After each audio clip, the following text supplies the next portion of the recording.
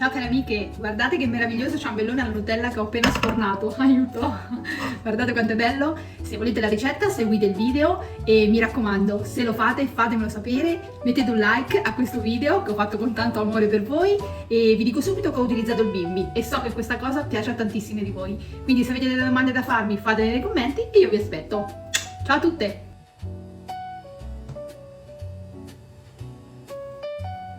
Amiche, avete visto che bello che è il ciambellone alla Nutella? Poi userò il bimbi, userò 200 g di burro, lo so, è tanto, ma se lo volete mangiare buono buonissimo, servono 200 g di burro.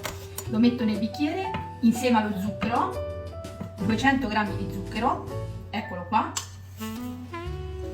e faccio miscelare un po' a velocità 5. Adesso aggiungo 2 uova intere, 1, 2, e aggiungo un po' di buccia di limone,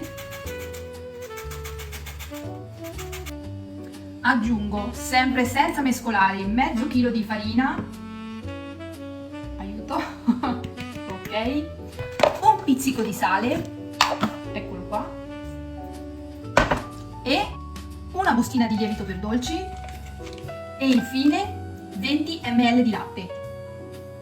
Ok, adesso chiudo il boccale e faccio mescolare 30-40 secondi, arriviamo fino al minuto, vediamo come si miscelano gli ingredienti a velocità 4,5. Se vedete che l'impasto non riesce ad impastarsi bene, mettete un altro goccino di latte, poco, ok? Un altro 10 grammi, 10 ml.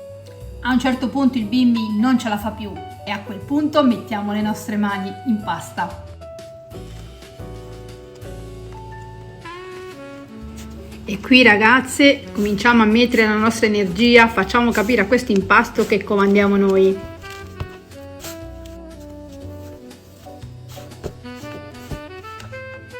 Il nostro impasto è pronto, guardate com'è bello liscio, adesso lo dobbiamo stendere sulla carta forno e poi mettiamo la Nutella.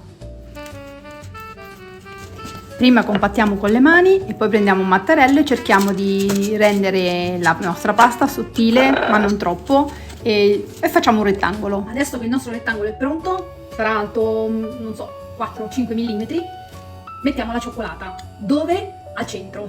Questa ha fatto pure un po' di olio.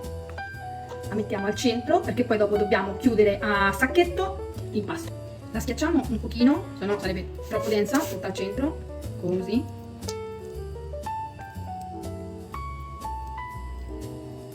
Adesso dobbiamo chiudere il nostro impasto. Quindi aiutiamo con la carta forno, chiudiamo metà, chiudiamo l'altra metà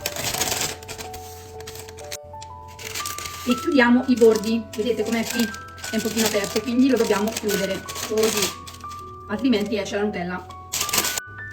Adesso prendiamo un altro uovo, lo rompiamo in un bicchiere, lo sbattiamo con la chiara e tutto e poi lo spennelliamo sopra. Prima di decorarlo mettiamolo in una teglia, io l'ho messo in una leccarda. Ok, e adesso spennello l'uovo.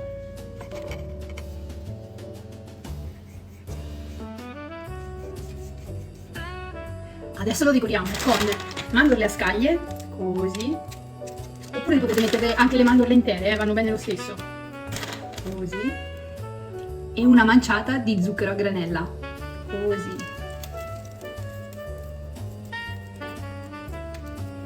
E adesso in forno 175 gradi statico per 45 minuti. Ragazze, l'ho aperto per voi, guardate che meraviglia, non vedo l'ora di assaggiarlo, ciao!